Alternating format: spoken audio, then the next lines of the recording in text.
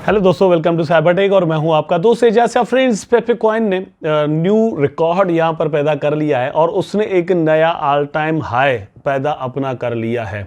और ये all time high जो है वो एक जीरो किल करने से बना है। तो सवाल यहां पर ये पैदा होता है कि क्या पेपे कॉइन एक और जीरो किल कर सकता है या नहीं। डॉज कॉइन को वंस अगेन दोस्तों इलॉन मस्क से रिकग्निशन मिली है और डॉज कॉइन की प्राइस पर उसका क्या असर हुआ है और आगे क्या हो सकता है, ये इस वीडियो में मैं पेपे कॉइन के साथ डॉज कॉइन को इंक्लूड करके दोस्तों आपके साथ बात करने वाला हूं। शिबा इनू को इन दोनों कॉइन्स के साथ कंपेयर करेंगे, मार्केट कैप को भी देखेंगे, प्राइस की मूवमेंट जो उसको भी देखेंगे और फ्यूचर को भी देखेंगे कि क्या हो सकता है पॉसिबली और आपके लिए क्या ज़्यादा बेहतर रह सकता है। मेरा अपना ओपिनियन होगा, आपका अपना होगा। आप अपना ओपिनियन जो है मुझे नीचे कमेंट सेक्शन में बता सकते हैं, आपको ज़रूर बताना चाहिए ताकि मुझे पता चले कि आप, मेरी जो कम्युनिटी है, मेरे जो दोस्त हैं, वो क्या सोच रहे हैं और वहाँ से ही हमारी थॉट्स भी बनती हैं, हमारे आइडियाज़ भी बनते हैं कि हमें क्या सोचना चाहिए, हमें क्या करना चाहिए, किन टॉपिक्स को कवर करना चाहिए, किन टॉपिक्स पर वीडियोस बनाने चाहिए। तो इसलिए आप मेरी हेल्प ज़रूर कर दीजिएगा। ये मुझे जो है वो आपने बता ज़रूर देना है कि पेपे कॉइन, शिबा इनू या डॉज कॉइन वगैरह को देख कर मतलब आप क्या सोचते हैं, ठीक है, या किसको रिकग्नाइज करते हैं। कम से कम नाम ही लिख दें किसी भी एक तीनों में से टोकन का, ठीक है। अगर आपने मेरे चैनल को अभी तक सब्सक्राइब नहीं किया दोस्तों तो चैनल को सब्सक्राइब ज़रूर कर दीजिएगा और वीडियो को लाइक करना आपने नहीं भूलना ताकि जो है वो मेरी वीडियोस के नोटिफिकेशन आप तक पहुंचते रहें। तो सबसे पहले यहां पर हम देख लेते हैं कि पेपे कॉइन जो है उसका प्राइस इस वक्त जो है वो क्या चल रहा है। इस वक्त वंस अगेन दोस्तों 0.5 टाइम्स 09663 पर चल रहा है, जबकि इसकी प्राइस ने पिछले 24 आवर के अंदर 13.6% इंक्रीज लिया है जब मैं वीडियो बना रहा हूं। इससे पहले ज़्यादा था, इसके बाद और ज़्यादा हो सकता है, इससे जो वो और कम भी हो सकता है, कुछ भी हो सकता है। वेल, यहाँ पर आपके सामने इसका चार्ट है और आप देख सकते हैं कि यहाँ पर दोस्तों ये इसने एक जीरो किल भी किया और ऊपर भी गया 0.4 टाइम्स 0105 तक इवन जो है वो इसका प्राइस ऑलमोस्ट कोई मतलब चला गया, उसके बाद यहाँ पर डाउन आया है और ये बाकायदा तौर पर दोस्तों इसका न्यू एक ऑल टाइम हाई है।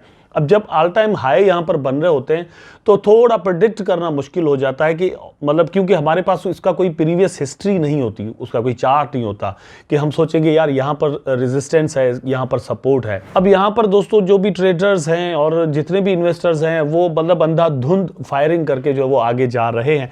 अब लग ऐसे रहा है कि सेंटिमेंट जो है वो बड़े पॉजिटिव हैं पेपे कॉइन के बारे में।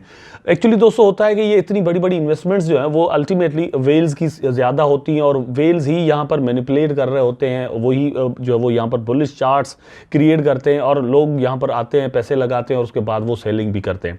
इसलिए जब इतने ज़्यादा प्राइसेस बढ़ जाते हैं तो मतलब ख्याल रखना हमारे वॉलेट्स का, हमारे पैसों का, हमारा अपना जो है वो जिम्मेवारी बन जाती है, हमारी अपनी रिस्पॉन्सिबिलिटी बन जाती है, वो ज़रूर करना चाहिए। वेल, यहाँ पर अभी बहुत ज़्यादा रिस्की ज़रूर हो चुका है इसके अंदर इन्वेस्टमेंट करना अब, ठीक है। लेकिन जो आइडिया है मार्केट के अंदर दोस्तों ज़्यादातर वो यही है कि मतलब नेक्स्ट ईयर तक एक और ज़ीरो शायद किल कर सकता है पेपे कॉइन। और कुछ लोग ऐसे हैं, मतलब जितनी मेरी स्टडी है, मैं जितना पढ़ता हूँ, देखता हूँ, फिर चार्ट वगैरह डिफरेंट चीज़ों को, तो मुझे कुछ लोग ऐसा भी कहते हुए नज़र आए हैं कि हम जो एक साल और जो है वो इसको वेट करेंगे और 10x और भी यहाँ से इसका प्राइस जो वो बढ़ सकता है। अब मुझे कुछ ये बात सही लगती है किसी हद तक। उसका रीज़न क्या है? वो ये कि ये जो बुल रन है ये जस्ट अभी शुरू हुआ है, मतलब इसने अभी पर फैलाना शुरू ही किए हैं, तो उसके अंदर ही अगर ये कंडीशन है तो आगे कहाँ तक जा सकता है, नंबर 1। नंबर 2, अगर आगे जा सकता है तो हमें हमेशा चार्ट को देखना चाहिए। ये लकीरें जो है वो सीधी जो है वो हमेशा नहीं जाया करती, थोड़ी बहुत यहाँ पर करेक्शंस होना ज़रूर बनती हैं। ये देखें, अगर ये इस तरह की कंडीशंस चल रही हैं, जब ये एक करेक्शन हुई है, यहाँ पर हुई, यहाँ पर हुई है, तो थोड़ी बहुत यहाँ पर होती रहेंगी, ठीक है। एक बड़ी करेक्शन भी पॉसिबली यहाँ पर हो सकती है, मे बी हाविंग से कुछ पहले हो जाए, मे बी हाविंग के बाद एक मंथ के लिए हो जाए और एक प्राइस जो है वो नीचे और उसके बाद वंस अगेन एग्जॉर्शन के बाद यहाँ पर पैसा लगना शुरू हो। अच्छा, इसका जो रीज़न है दोस्तों वो ये भी है कि अगर हम देखें फियर एंड ग्रीड इंडेक्स को, तो ये 91 पर ऑलरेडी जो है वो जा चुका है, 91 पर चल रहा है। ये और भी आगे अगर बढ़ता है तो एकदम से जो है वो दोस्तों गिरेगा भी सही, मतलब नीचे भी आएगा, ठीक है। तो ये इंडेक्स भी हमें कुछ इंडिकेट ज़रूर करता है कि सावधानी किस तरह से रखनी चाहिए। अच्छा, डॉज कॉइन को दोस्तों यहाँ पर ले लेते हैं। तो डॉज कॉइन के अंदर दोस्तों इलॉन मस्क ने अनाउंसमेंट कर दी है कि मतलब पॉसिबली ट्विटर जो है वो एक्सेप्ट कर सकता है as a payment method Dogecoin को। इसका मतलब ये निकलता है कि जितनी भी पेमेंट्स वो करता है ट्विटर लोगों को, कंटेंट क्रिएटर्स को, उसमें वो डॉज कॉइन को यूज़ कर सकता है। अगर दोस्तों ऐसा होता है तो ये एक बहुत बड़ी यूटिलिटी जो है वो डॉज कॉइन को मिल जाएगी। और ये जब डॉज कॉइन को मिलेगी तो सिर्फ डॉज कॉइन इसके अंदर इंक्लूड नहीं होगा। मेरा अपना ख्याल ये है कि ये मीम कॉइन की रिकग्निशन के तौर पर इसको ज़रूर देखा जाएगा। सबसे ज़्यादा और सबसे बड़ा असर तो नो डाउट डॉज कॉइन पर ही आएगा, लेकिन बाकी जो डॉग थीम्ड कॉइन्स हैं या बाकी जो मीम कॉइन्स हैं उनकी प्राइस पर भी इसका असर ज़रूर आएगा, क्योंकि लोगों का जो ट्रस्ट है ओवरऑल मीम कॉइन्स पर वो इंक्रीज़ होगा, यहाँ पर बढ़ेगा। ठीक है, तो यहाँ पर आप देख सकते हैं कि इस वक्त इसका प्राइस जो है वो डॉज कॉइन का 0.17 चल रहा है। इसका जो हाई है दोस्तों डॉज कॉइन का वो तकरीबन 70-75 सेंट पर बना हुआ है। ठीक है, अब बात यह है कि क्या ये $1 तक जा सकता है या नहीं। अब सीधी सी बात है दोस्तों, नो डाउट इन्फ्लेशन हुई होगी और पिछले 1-1.5-2 साल के अंदर डॉज कॉइन के जो कॉइन्स हैं मार्केट के अंदर वो बढ़े ही होंगे, लेकिन फिर भी इतना पोटेंशियल ज़रूर मौजूद है कि यहाँ पर और भी पैसे लगे, क्योंकि 2021 की बुल मार्केट के अंदर अगर यहाँ पर मोर देन $50 बिलियन लग चुके हैं तो इस वक्त more than $50 billion once again लग सकते हैं दोस्तों। यहाँ पर मोर देन $70 बिलियन तो लग सकते हैं ना, मतलब इस चीज़ के चांस यहाँ पर मौजूद हैं। और अगर ऐसा हो जाता है तो इसका प्राइस बड़े आराम के साथ $1 तक चला जाएगा। अच्छा, अब बात है कि मतलब जब हम इन दोनों कॉइन्स को देखते हैं और फिर कंपेयर करते हैं शिबा इनू के साथ, तो शिबा इनू और इनमें क्या फ़र्क रह जाता है। पेपे कॉइन दोस्तों सिंप्लिसिटी है, एक मतलब वेबसाइट पर लिखा हुआ है कि हमारा कोई काम नहीं, हमने ये वेबसाइट बनाई, टोकन बनाया, मार्केट में फेंक दिया, अब आपकी मर्जी है इसको चलाएं। और जो वो आप इसको डंप करते हैं, आप इसको मतलब ऊपर लेकर जाते हैं, आपकी मर्जी है, हमारा इसमें कोई काम नहीं है, हम कोई डेवलपमेंट नहीं कर रहे फिलहाल के लिए, यही है। ठीक है, अब डिसेंट्रलाइजेशन है, टोकन सारे के सारे मार्केट के अंदर हैं तो लोग पैसे लगा रहे हैं और मतलब बाय सेल चल रही है। लक होता है किसी कॉइन का, बहुत सारे कॉइन्स जो वो मार्केट के अंदर आते हैं, लेकिन हर किसी को ये पॉपुलैरिटी हासिल नहीं होती, जैसे शिबा इनू को हो गई थी एक टाइम में। ठीक है, या फिर उस वक्त एक टाइम था फिर ये पेपे कॉइन को मिल गई। हर कॉइन की किस्मत में ये चीज़ें जो है वो नहीं आती, लेकिन शिबा इनू, पेपे, डॉज कॉइन को ये चीज़ें मिल चुकी हैं। तो आगे क्या होने वाला है अगर हम कंपेयर करें तो जैसे मैंने आपको कहा कि वहाँ पर उन्होंने तो ये लिख दिया है पेपे कॉइन की जो टीम है कि हमारा कोई काम ही नहीं है, तो शिबा इनू की टीम ने ये नहीं लिखा।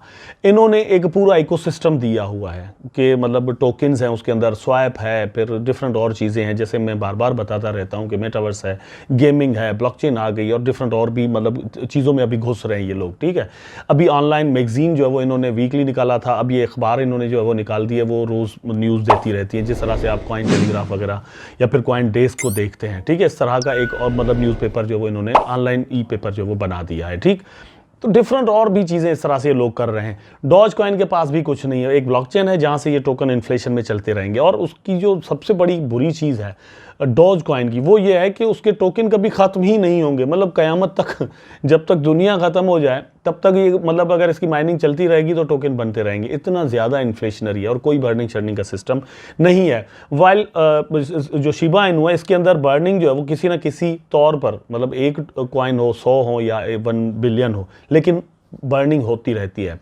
तो इस हिसाब से शिबा इनू जो है वो एज ज़रूर यहाँ पर ले जाता है, लेकिन एक सडन और रैपिड या क्विक प्रॉफिट जो है वो कभी कोई कॉइन देता है, कभी कोई कॉइन देता है। जो डिफरेंस है एक्चुअली दोस्तों वो मैं आपको यहाँ पर दिखा देता हूँ, आप ज़रा देख लें यहाँ पर कि मार्केट कैप जो है वो इस वक्त भी शिबा इनू का मोर देन $19 बिलियन है, मोर देन $19 बिलियन। ठीक है, एट द सेम टाइम हम जब पेपे कॉइन को देखते हैं तो दोस्तों तकरीबन 4 बिलियन 15 करोड़ एंड समथिंग यहाँ पर इसकी मार्केट कैप है। तो आप डिफरेंस देखें कि बेयर मार्केट के अंदर जब बिल्कुल मार्केट गिरा हुआ था तो उस वक्त शिबा इनू का जो मार्केट कैप है वो इतना था 4 बिलियन एंड समथिंग, जबकि पेपे कॉइन इतना प्राइस बढ़ जाने के बाद यहाँ पर आकर पहुंचा है। ठीक है, अब पोटेंशियल अल्टीमेटली यहाँ पर पेपे कॉइन के अंदर रह जाता है बहुत ज़्यादा, क्योंकि स्पेस बहुत ज़्यादा है। अगर इसका मार्केट के भी वही शिबा इनू वाला हो जाता है तो भैया क्या ही प्रॉफिट जो है वो लोगों को यहाँ पर मिलेगा। लेकिन इतनी ज़्यादा मार्केट के अट्रैक्ट करना ये आसान काम नहीं होता। आल दो के बड़ी पॉपुलैरिटी जो है वो इस वक्त पेपे कॉइन को मिल चुकी है, लेकिन it will take a little time मेरा ख्याल है, इसलिए आपको वेट ज़रूर करना चाहिए। ओवरऑल हमने देखा, कंपेयर किया डॉज कॉइन को, पेपे कॉइन को और शिबा इनू को कि हमारे लिए बेस्ट इन्वेस्टमेंट्स जो है वो क्या हो सकती हैं। मेरा ख्याल है कि पेपे कॉइन के अंदर घुसना बहुत ज़्यादा रिस्की है और बहुत ज़्यादा प्रॉफिटेबल भी हो सकता है। ये रिस्क इन रिवार्ड रेशो का दोस्तों एक पूरा तरीक़ेकार है, हाई रिस्क हाई रिवार्ड। तो अगर आप हाई रिस्क के साथ खेलना चाहते हैं तो ये एक अलग बात है, ठीक है। अदरवाइज़ वहाँ पर रिस्क बहुत ज़्यादा है और थोड़ा ख्याल रखना चाहिए। शिबा इनू के अंदर पोटेंशियल बहुत ज़्यादा है, रिस्क उससे कम हो जाता है। अगर हम आ जाएं यहाँ पर डॉज कॉइन के पास तो रिस्क जो है वो शिबा इनू से भी कम हो जाता है, बिकॉज उसका जो प्राइस है वो बहुत नीचे चल रहा है। फिर रिकग्निशन इलॉन मस्क से दोस्तों मिलती है और पुराना टोकन है, कॉइन है, ठीक है। बाकी अगर इकोसिस्टम वाइज और टेक्नोलॉजिकली देखें तो शिबा इनू जो है वो उससे ज़्यादा ऊपर चला जाता है, लेकिन फिर भी कुछ रिकग्निशन जो है वो डॉज कॉइन को कंपेरेटिवली शिबा इनू से अभी तक भी ज़्यादा है और शायद वो फॉर एवर रहेगी। इसलिए कंपेरेटिवली जब हम देखते हैं तो बेस्ट जो इन्वेस्टमेंट्स हैं वो डॉज कॉइन रह जाती है, फिर शिबा इनू और उसके बाद पेपे ज़रूर बन जाता है। लेकिन अगर हाई रिस्क हाई रिवार्ड के साथ चले तो फिर नीचे से चलना होगा। पहले जो है वो पेपे कॉइन आ जाएगा, फिर शिबा इनू और फिर डॉज कॉइन आ जाएगा। इस तरह से आपको यहाँ पर देखना होगा। होल्डर हैं अगर आप पेपे कॉइन के तो आप, मेरा ख्याल है कि कुछ प्रॉफिट यहाँ पर बुक करें और कुछ होल्डिंग्स जो है वो अपने पास रखें और फिर प्राइस अगर बढ़ता है तो धीरे धीरे करके आप उनको सेल करें और अपने बड़े प्रॉफिट्स बनाने की कोशिश करें। और फिर ये है कि अगर नीचे आ जाता है तो आपके पास कुछ मनी आ जाएंगे और फिर वंस अगेन आप यहाँ पर इन्वेस्टमेंट्स कर सकेंगे। अगर बुलरन जब अपने पीक टाइम पर होगा तो यहाँ मतलब उस वक्त एक बहुत बड़ा अमाउंट जो है वो आप निकालने के काबिल हो जाएंगे, शिबा इनू हो या पेपे कॉइन या कोई भी कॉइन। उम्मीद करता हूं कि वीडियो आपको ज़रूर अच्छा लगा होगा। अगर अच्छा लगा है तो लाइक करें, कमेंट करें, शेयर करें, चैनल को सब्सक्राइब करके बेल आइकन ज़रूर दबा दें ताकि मैं और आप आपस में जुड़े रहें। टेक केयर, अल्लाह हाफिज़।